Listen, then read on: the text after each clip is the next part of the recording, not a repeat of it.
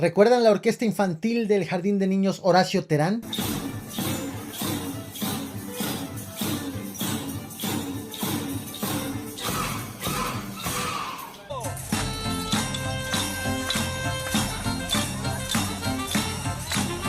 Vaya hecho histórico, esta orquesta infantil tocó con la banda militar de la Cuarta Región en Ciudad Victoria, Tamaulipas, y Oxana Morales Esquivel fue nombrada la directora distinguida.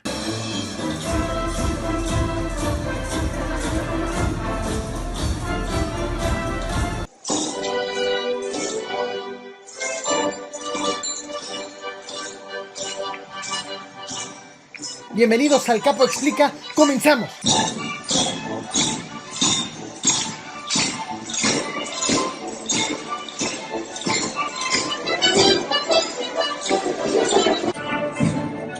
Priistas han pedido la renuncia de su dirigente nacional, Alejandro Moreno, quien está siendo investigado por presunto enriquecimiento ilícito.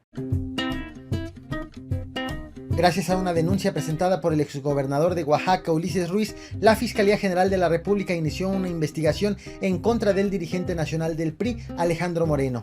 La autoridad investiga la diferencia que hay entre los ingresos y los 15 inmuebles y 4 vehículos comprados por el exgobernador de Campeche, además de revisarle 4 cuentas bancarias. El origen de esta investigación en contra de Alejandro Moreno lo abordé ayer en este video ampliamente, por lo que si quieres detalles de cómo inició este tema, pues te invito a que lo veas. El link de este video lo vas a encontrar en la descripción de este video que estás viendo actualmente. Resulta que, bueno, de manera resumida, toda la investigación que pesa sobre Alejandro Moreno surgió a raíz de la elección interna del PRI, en donde Ulises Ruiz, quien le fue rechazada la candidatura para buscar la dirigencia nacional, presentó la denuncia en contra de Alejandro Moreno por enriquecimiento ilícito. La sospecha que gira en torno del líder nacional del partido es que en su declaración 3 de 3, los inmuebles dicen que cuestan 6.5 millones de pesos, pero lo que asegura Ulises Ruiz es que estos inmuebles cuestan en total 100 millones de pesos y que fueron comprados con dinero en efectivo de procedencia desconocida. Precisamente por eso es que Ulises Ruiz ha propuesto a la Fiscalía General de la República que le pida a la Unidad de Inteligencia Financiera que busque información de las cuentas bancarias del líder nacional del PRI y que además que entreviste a las personas que formaron parte del proceso de compra-venta de los inmuebles que tiene Alejandro Moreno, desde los vendedores hasta los mismos notarios públicos que dieron fe de estas transacciones. No nada más ha emitido este pronunciamiento Ulises Ruiz, también lo ha hecho la corriente priista que él encabeza, Corriente Democrática Interna del PRI. Pidió vía Twitter, desde la cuenta oficial, la renuncia del dirigente nacional del partido, de Alejandro Moreno, con el objetivo de que en lo que está fuera del cargo, pues pueda desahogar todos los señalamientos de corrupción que están pesando en este momento en su contra y enfrente la investigación que hay en contra suya. En respuesta a esta petición que ha venido de parte de un sector del PRI, de la renuncia, Alejandro Moreno tuiteó lo siguiente, voy a leer el tuit completo.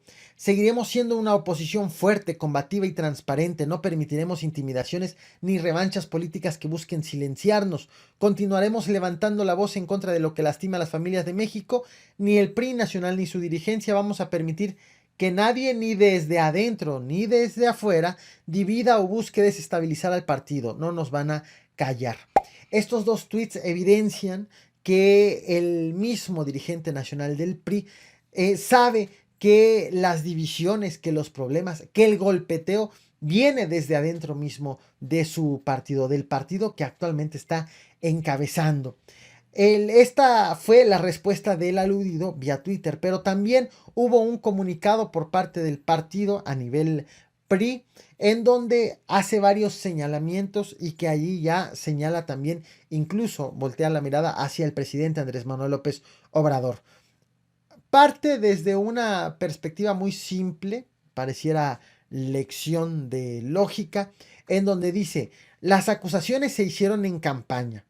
Las descalificaciones que se hacen en campaña suelen ser falsas. La acusación contra Alito se hizo en campaña y se concluye que la acusación en contra de Alito es falsa. De parte de esta, de esta exposición de puntos y justifica precisamente la compra de los terrenos hecha por el líder nacional del PRI. De entrada dice: la compra de estos terrenos fueron hechos hace años, antes de que la zona fuera urbanizada. Por tal motivo es que él compró mucho y a muy bajo costo. 1. También dijo que esto lo compró cuando él no era gobernador, por lo tanto es mentira que se estuvo enriqueciendo mientras tenía salario como gobernador, sino que esto respondió a otro trabajo, a otro salario, a otro tipo de ingresos. También asegura que algunos de estos terrenos le fueron donados a Alejandro Moreno, por lo cual no tuvo que pagar por ellos, le fueron heredados.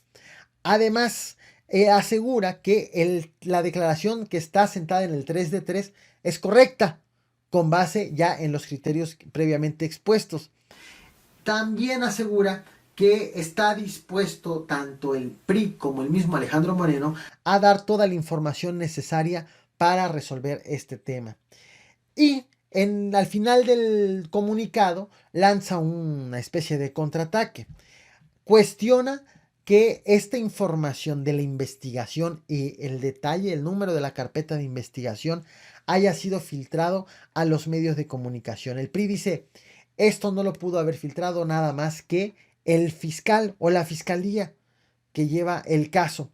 Y señala una serie de coincidencias. De acuerdo con el PRI, esta investigación surge luego de que Alejandro Moreno instara a los diputados para que voten en contra de las leyes secundarias de la reforma educativa que fue votada la semana pasada. Y también asegura que viene en reacción o viene en coincidencia a el hecho de que el PRI se ha manifestado en contra de el volver el uso y la distribución y la creación de facturas falsas como un delito grave. Dice el PRI: nosotros estamos en contra de eso y se trata también de una revancha. Justifica el PRI que está en contra de este tema de las facturas porque pueden resultar personas inocentes afectadas. En conclusión, de acuerdo con la respuesta del PRI, es que se trata de una persecución política derivado de que no han votado las iniciativas en favor de cómo las quiere el presidente de la República. Precisamente en la conferencia matutina de hoy le preguntaron al presidente pues si es cierto, si considera que es cierto eso de que hay persecución política en contra de Alejandro Moreno, lo cual respondió lo siguiente: no actuamos de manera perversa. Nosotros no somos como los anteriores gobiernos que usaban la Procuraduría para perseguir a los opositores o para fabricarles delitos o para protegerlos a los presuntos delincuentes. Nosotros hemos dicho muchas veces que al margen de la ley nada y por encima de la ley nadie. Cero corrupción, cero impunidad.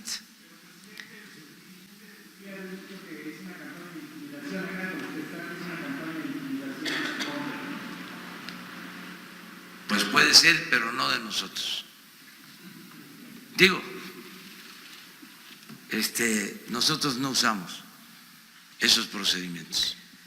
Y de colmo, Vicente Fox todavía se atrevió vía Twitter a defender a Alejandro Moreno, luego de que el pasado sábado Vicente Fox dijo que ya había hablado con el mismo Alejandro Moreno para invitarlo a formar un grupo en contra de Andrés Manuel López Obrador. Al día siguiente de que dijo esto Vicente Fox, se informa de la investigación en contra del líder nacional del PRI y hoy Vicente Fox defendió vía Twitter al líder del partido. Escribió lo siguiente: amigos del PRI, el problema está enfrente, es López, él les está mandando este calambre. Alito, adelante con firmeza y valor, hay que aguantar y vencer. Esta es la figura que tiene el PAN, que pues está sumando, está buscando alianzas con el PRI, y vaya momento que se le ocurrió a Vicente Fox para hacer esa maniobra. Como reflexión final destaco el hecho de que es indiscutible que todo esto, esta investigación que gira en torno a Alejandro Moreno, en realidad partió de las diferencias que hay entre los priistas. No se trata nada más y nada menos que un saldo o un remanente de la lucha por el poder, de la lucha por la dirigencia nacional del PRI, en donde el gobierno, pues al recibir la denuncia, comienza a hacer la investigación.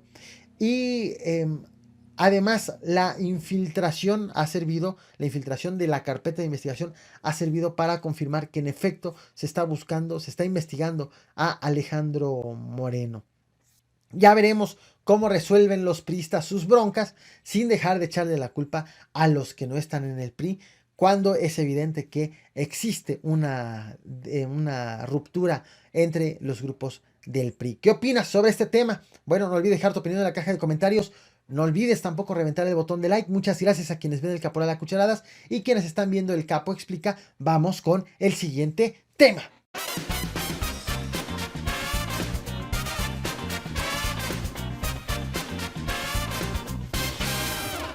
En la Asamblea General de la ONU, el presidente estadounidense Donald Trump lamentó que a él no le hayan dado un premio Nobel pese a que se lo merece por muchos motivos. El estadounidense criticó que se lo hayan dado a Obama, incluso sin que el galardonado entienda por qué se lo estaban dando. Los motivos, según Trump, es porque los organizadores no son justos.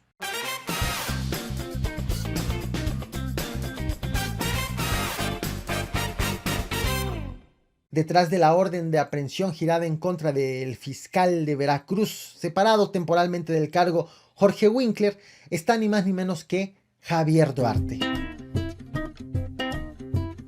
El pasado sábado 21 de septiembre, un juez giró una orden de aprehensión en contra de Jorge Winkler, fiscal veracruzano suspendido del cargo temporalmente, y en contra de 5 de sus colaboradores. La orden de aprehensión fue girada gracias a la denuncia que interpuso el chofer de un antecesor de Jorge Winkler al cargo, Luis Ángel Bravo Mena, quien fue fiscal de Javier Duarte. Vamos por partes. ¿Por qué le giraron la orden de aprehensión en contra de Jorge Winkler y qué señalamientos hay detrás precisamente de la denuncia que derivó a esta orden de aprehensión? El denunciante fue Rubén Zárate Aviña, quien fue ex escolta y también fue chofer de Luis Ángel Bravo Mena. Luis Ángel Bravo Mena fue fiscal general de Javier Duarte, de tal forma que está involucrado también con este problema que tiene y estas acusaciones con Jorge Winkler. Luis Ángel Bravo Mena también tiene una historia larga de señalamientos de abusos de poder cuando fue fiscal. Cuando estuvo en el cargo, en el gobierno de Javier Duarte, fue señalado de ocultar rastros y de impedir que se tenga la información verídica de la desaparición de varias personas. Por ese motivo, Luis Ángel Bravo Mena fue detenido el 17 de junio del 2018 y fue vinculado a proceso en el 2018 también por desaparición forzada en modalidad de ocultamiento.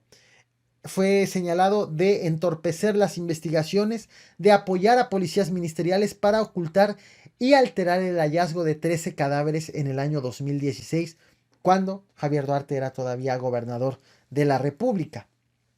Y de hecho, esto se dio en una oleada de cuestionamientos, de críticas, de desapariciones, de presuntas desapariciones a manos de policías veracruzanos. Y resulta que en noviembre del 2018, el abogado del fiscal de Javier Duarte detenido, es decir, Arturo Nicolás Baltasar, el abogado de Luis Ángel Bravo Mena, emitió un pronunciamiento sobre el caso que estaba llevando el caso de su cliente. De entrada dijo que iba a denunciar a Jorge Winkler, el fiscal en curso del entonces gobernador Miguel Ángel Yunes Linares. Para recapitular brevemente, estamos hablando de dos fiscales. el fiscal de Javier Duarte, detenido, y el fiscal de Miguel Ángel Yunes, Jorge Winkler, quien tenían el cargo en el 2018. Y señala que lo iba a denunciar a Jorge Winkler, pero que también tenía una denuncia en contra de Luis Eduardo Coronel, quien es titular del tribunal, bueno, en ese entonces era titular del Tribunal Superior de Justicia, contra, Eduardo Coronel era fiscal de atención a personas desaparecidas, contra Edel Álvarez Peña, titular del Tribunal Superior de Justicia, contra Marcos Eben, titular de la Fiscalía Anticorrupción, en contra del titular de la Secretaría de Seguridad Pública, Jaime Telles Marie, y en contra de la jueza Alma Aleida Sosa. La denuncia en contra de estos personajes, según anunció el abogado del fiscal de Javier Duarte, era porque le fabricaron pruebas en contra y porque aseguran también que hubo ciertos testimonios que fueron obtenidos con base en torturas, como el caso de Gilberto Aguirre García, quien fue director de servicios periciales, quien fue obligado a declarar en contra del fiscal de Javier Duarte, Luis Ángel Bravo Mena. Curiosamente, esta acusación, este señalamiento que hizo el abogado del fiscal de Javier Duarte, coincide con las declaraciones del mismo Gilberto Aguirre, quien dijo que en efecto fue torturado para declarar en contra del fiscal de Javier Duarte. Y el mismo Gilberto Aguirre también denunció a Miguel Ángel Yunes Linares y a su fiscal Jorge Winkler.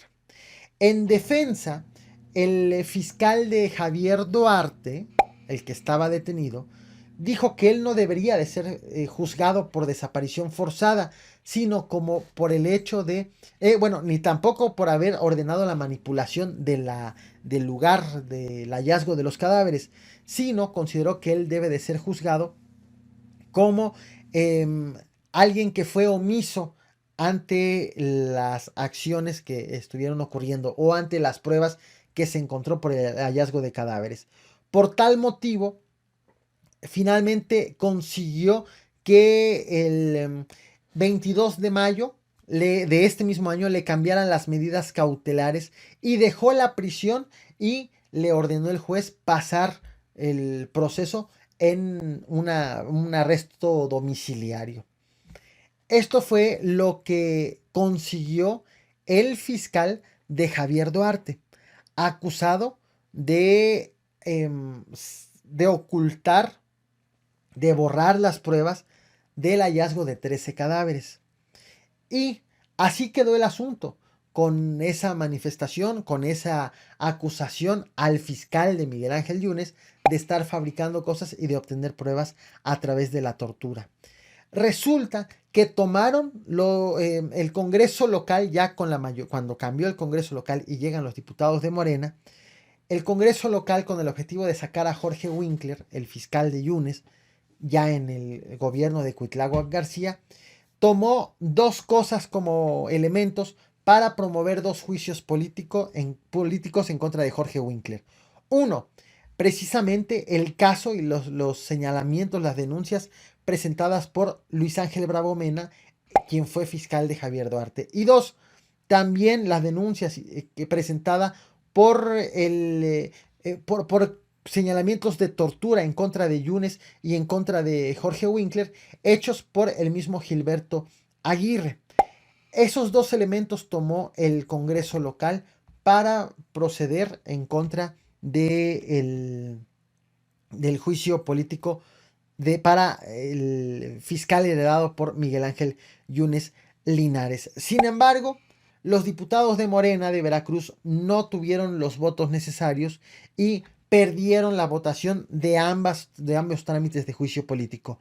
De tal forma que en su momento ganó Jorge Winkler y los morenistas acusaron al fiscal de haber comprado conciencias, de haber comprado a otros diputados que votaron para resultar bien librado. Finalmente, ya sabemos en qué acabó el caso Jorge Winkler. Lo quitaron del cargo temporalmente por no haber certificado sus exámenes de control de confianza. Y es así cuando se emite esta orden de aprehensión en contra del mismo Jorge Winkler. Al respecto, una vez que ya se emitió esta orden de aprehensión, el ex fiscal emitió un comunicado ya en calidad de prófugo y sin saber su paradero, en donde asegura que de lo que se le está acusando, de los actos de tortura, él es pues inocente, porque se tratan de casos ya previamente juzgados por la autoridad y presentados en su contra por el fiscal de Veracruz y también por el otro caso de que habíamos estado mencionando que fue denunciado también por tortura. De tal forma que dice, esto ya en realidad es un caso juzgado, lo que está ocurriendo actualmente es una persecución política en contubernio con Javier Duarte y con el gobernador actual, Cuitláhuac García. Dice esto y prácticamente de manera inmediata el ex gobernador de Veracruz, Javier Duarte, emitió dos tweets. Uno, lo emitió, bueno, podemos ver en su cuenta un tweet que lo emitió el día de la orden de aprehensión, que se giró la orden de aprehensión, que fue el pasado 21 de septiembre. Él tuiteó, no soy partidario de las venganzas, esos métodos son de los gángsteres. Soy fiel creyente de la justicia. Se cosecha lo que se siembra y esto es el principio de lo que seguramente será una buena zafra. Hashtag karma, hashtag ni perdón ni olvido. Y hoy, inmediatamente que Jorge Winkler da a conocer la carta, emite un tuit Javier Duarte desde prisión, en donde dice, en respuesta al prófugo abogado Winkler, ahora va a entender a qué me refería con paciencia, prudencia, verbal continencia, dominio de ciencia, presencia o ausencia según conveniencia. Y le recomiendo que su patrón Yunes deje de redactarle sus cartitas. Hashtag ni perdón ni olvido. Hay dos observaciones en el caso de los tweets de Javier Duarte. Uno, el tweet que subió el 21 de septiembre a las 9 de la mañana, él daba ya por válida la orden de aprehensión, el documento que estaba circulando en redes sociales. Llama la atención porque aunque el documento estuvo circulando en redes sociales desde el sábado, y aunque muchos medios de comunicación decían, circula orden de aprehensión, revelan en redes sociales orden de aprehensión en contra del fiscal de Veracruz, lo cierto es que no fue posible confirmar su autenticidad, sino hasta apenas hoy, lunes, 2 días después de que el documento fue subido a las redes sociales. Aunque otros medios, incluso tanto tradicionales como alternativos, aseguraban desde hace 2 días que sí habían girado la orden de aprehensión, en realidad ese documento no estaba confirmado, podría ser fake. Por eso es que tampoco les traje un video sobre el tema ayer o antes. Pero llama la atención como, pese a que a la prensa nos quedó totalmente claro y estuvimos convencidos de que el documento era real este lunes 23 de septiembre, lo cierto es que para Javier Duarte él ya tenía confirmada esa versión de que se trataba de un documento oficial, pues hizo el tweet a las 9 de la mañana del mismo sábado. Ese es un punto que llama la atención. Y otro, el mismo Javier Duarte estuvo al tanto de la respuesta que dio Jorge Winkler hoy por la mañana a través de la carta en donde vincula a Javier Duarte con Cuitláhuac García. Indudablemente lo que notamos es que Javier Duarte está muy bien enterado de las cosas y aunque él dice que él no es el que tuitea, sino tuitea a alguien con el que puede platicar, tuitea a alguien a su nombre desde su cuenta oficial, lo cierto es que pues tener esta información tan fresca o estas reacciones de Javier Duarte tan inmediatamente después de que ocurren los acontecimientos, pues nos hace pensar en qué momento su interlocutor, quien utiliza sus redes sociales, pues puede entablar pláticas con Javier Duarte tan temprano para explicarle todo lo que ocurrió y para que el mismo Javier Duarte emita una postura. El colmo. Javier Duarte hoy publica la columna en el medio veracruzano Imagen del Golfo que se titula Respetuoso aviso al tiempo, señor gobernador, en donde Javier Duarte le da el respaldo a Cuitláhuac García, destaca su trabajo como gobernador y le dice que detrás de la violencia están los políticos de oposición, por lo que la advertencia, que más que advertencia es una recomendación que le hace al gobernador Cuitláhuac García es que le dice lo siguiente, con esto cierra su columna: el verdadero camino para contener la seguridad pública requiere de compromiso y valentía, y como lo constaté en mi propio caso, se pagan altísimos costos por ello. Esto es lo que le escribió, lo que le mandó a decir Javier Duarte a través de la columna de Imagen del Golfo. Como ven a Javier Duarte bastante feliz, bastante contento, reaccionando oportunamente a todo lo que ocurre en torno de Jorge Winkler, como si no estuviera en prisión. Pero eso sí, a Jorge Winkler lo están siguiendo por el caso de quien fue fiscal de Javier Duarte. Estaremos al pendiente de qué es lo que ocurre en torno de este tema. Lo cierto, como reflexión final, destaco que las cosas están retorcidas. Es muy difícil encontrarle pies y cabeza a lo que está ocurriendo en Veracruz. Y más que pies y cabeza, es muy difícil entender cómo están las ligas dentro del estado de Veracruz. Porque, por ejemplo, por un lado, un fiscal de Javier Duarte está siendo investigado por el fiscal de Miguel Ángel Yunes. Pero ese fiscal de Miguel Ángel Yunes que fue objeto o fue muy criticado por el gobernador Cuitláhuac García. De tal forma que el fiscal de Cuitláhuac García toma los alegatos del fiscal de Javier Duarte para proceder en contra del fiscal de Miguel Ángel Yunes Linares.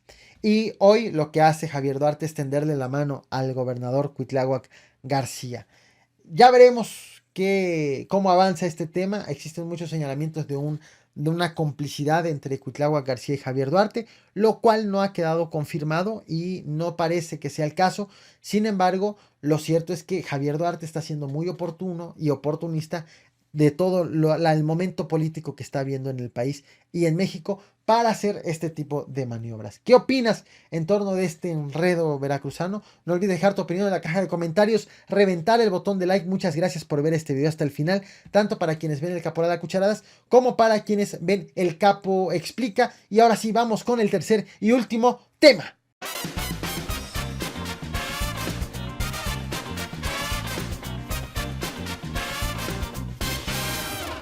Un juez ordenó órdenes de aprehensión en contra de 7 policías de Tamaulipas por presuntamente haber ejecutado extraoficialmente a 8 personas por incurrir en abuso de autoridad y por haber falseado informes y haber cometido allanamiento de morada.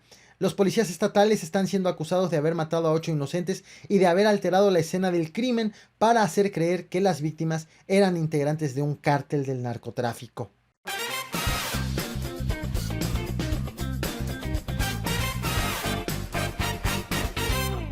El gobierno de Andrés Manuel López Obrador ya inició los trámites para echar abajo todos los amparos que tienen detenida la construcción del aeropuerto de Santa Lucía. De acuerdo con el presidente Andrés Manuel López Obrador, fueron 80 las solicitudes de amparo interpuestas para frenar los trabajos de ampliación que conformarán el aeropuerto de Santa Lucía. Aunque ha dicho que poco a poco se han ido desechando estas solicitudes, el presidente no ha ofrecido detalle de cuántos quedan pendientes por resolverse. Sin embargo, aseguró que tenía la fórmula para echar abajo todos de una vez por todas. La revelación de la existencia de una estrategia para echar abajo los amparos la dio a conocer el presidente el pasado 23 de agosto en la conferencia matutina que realizó en Tabasco. Veamos parte de lo que dijo Andrés Manuel López Obrador. Lo que quieren es pararnos, que quedemos mal, que no se hagan las obras. Es un sabotaje. En el caso, ya lo dije ayer, es Claudio X González, su hijo. Siempre han tenido diferencias con nosotros porque Claudio X González, papá, fue asesor de Salinas y ha sido pues el dirigente de un grupo. Señor, disculpe, ¿va a acatar el tiempo que la Corte determine? Sí, ya estamos viendo legalmente eso y tenemos otro recurso, que es el poner por delante el interés de la nación. ¿Y qué significa eso, señor, en términos de se avanza o no se avanza? En su momento, lo voy a dar a conocer. En su momento vamos a acudir a la facultad que tiene el Estado para poner a salvo el interés nacional. Eso es lo único que puedo decir. Pero no puede un grupo de intereses creados detener el desarrollo del país. Inmediatamente después de estas palabras empezaron a surgir diversas especulaciones en medios de comunicación tradicionales, principalmente en la prensa escrita. Empezaron a hablar columnistas sobre todo sobre que el presidente iba a decretar como una obra de seguridad nacional la realización de este aeropuerto, de tal forma que aseguraban que de esta manera iba a justificar la necesidad de la construcción y en automático iban a quedar descalificados los amparos solicitados. Esta especulación, que empezó a correr desde finales de agosto, comenzó a tener réplica en las redes sociales, comenzó a tener réplica en los medios alternativos y empezaron también a difundir esta idea. Sin embargo, hasta este momento no se había presentado una sola prueba sobre esta estrategia de Andrés Manuel López Obrador. Solamente eran especulaciones partidas de la prensa escrita que decían que por allí iba precisamente ese plan, porque eran las posibilidades que habían sido analizadas por expertos. Finalmente ya existe este documento que confirma la estrategia del presidente de la República, que va más allá del simple hecho de decir que se trata de una medida de seguridad nacional. Estás viendo en pantalla el documento que precisamente marca la premisa de esta estrategia. El documento está fechado del 29 de agosto. Estamos hablando de que fue un documento emitido 6 días después de la conferencia de prensa que dio el presidente en Tabasco, donde reveló precisamente la existencia de una estrategia. Está escrito por Gabriel Mendoza Jiménez, secretario técnico del Consejo de Seguridad Nacional, y está dirigido a Miguel Carrasco Hernández, quien es jefe de la Unidad de Asuntos Jurídicos de la Secretaría de la Defensa Nacional. ¿Qué es lo que plantea este documento? Bueno, de entrada dice que actualmente ninguna instalación de la Secretaría de la Defensa Nacional es considerada como instalación estratégica en algún ordenamiento legal, en algún inventario o en algún catálogo nacional. Por lo tanto, propone que las instalaciones que la Sedena considera estratégicas, pues sean declaradas como tal, sean incluidas como tal precisamente en algún inventario, en algún ordenamiento, con el objetivo de que se mantenga la integridad, la estabilidad y la permanencia del Estado mexicano. Y finalmente, como tercer punto, que es precisamente lo que solicita en el documento, es pedir considerar las instalaciones militares en el inventario de estructura estratégica. Bajo esta premisa, bajo esta petición, se saca en conclusión que quieren convertir en instalación estratégica la zona en donde se va a construir el aeropuerto de Santa Lucía. Aunque en el documento no lo dice expresamente, esa es precisamente la obviedad. Al dar a conocer esta información, viene acompañado de una serie de ataques a las decisiones del presidente Andrés Manuel López Obrador. De entrada, el colectivo abunda en el documento. Dice, además del documento, tenemos información sobre el tema, sobre lo que está haciendo el gobierno de Andrés Manuel López Obrador. Asegura que el gobierno federal pretende justificar la necesidad de creación de instalaciones estratégicas porque se trata de un tema de interés general, que a todos los mexicanos nos interesa que se cree esa figura de instalaciones estratégicas. Y otro punto, que el gobierno federal asegura que está en peligro la defensa, la integridad y la soberanía del país por no permitir el despliegue de tropas para atender las emergencias si es que no se establecen las instalaciones estratégicas. Dicho de otra manera, si no se protegen los inmuebles, los bienes del ejército, pues corre riesgo de que no se pueda disponer de ellos cuando sean necesarios.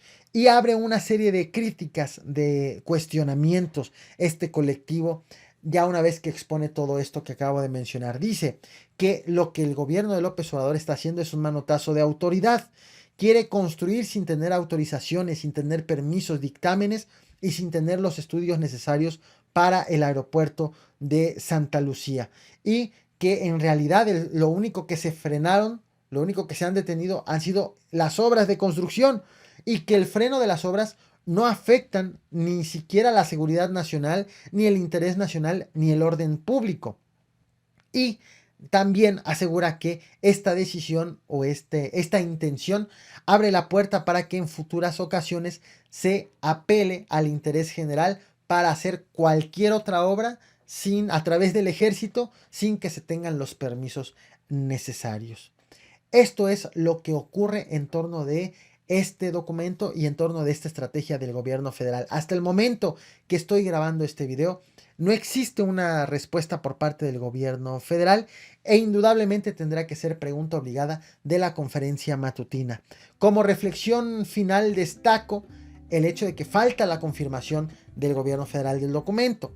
Nadie lo ha desmentido, sin embargo, cualquier cosa puede ocurrir en torno de la versión del documento, como que fue un documento preliminar, como que se trata de un borrador, o como que hay otros documentos que le ponen más matices a esta propuesta, o simplemente lo confirman y dicen sí por tales motivos. Pero es precisamente la respuesta del gobierno federal la que se está esperando. También la respuesta a quien dio a conocer este documento y toda esta información. Llama la atención, como ya lo mencionaba, que se filtró a través de los opositores y no a través del gobierno federal, pese a que el mismo presidente Andrés Manuel López Obrador había dado un adelanto de lo que estaba por informar. ¿Quién les pasó el documento? Bueno, pues ya a ver si esta es información que en algún momento se llega a saber. En tanto, esperemos la respuesta del presidente Andrés Manuel López Obrador. ¿Qué opinas sobre este tema? No olvides dejar tu opinión en la caja de comentarios, reventar el botón de like. Muchas gracias por ver este video hasta el final y gracias tanto para quienes ven el Caporal a Cucharadas como quienes ven el Capo Explica. Vámonos al Caporal Nocturno. En este momento estoy escribiendo el link en el chat en vivo, así que nos vemos en vivo. Gracias nuevamente por reventar el botón de like.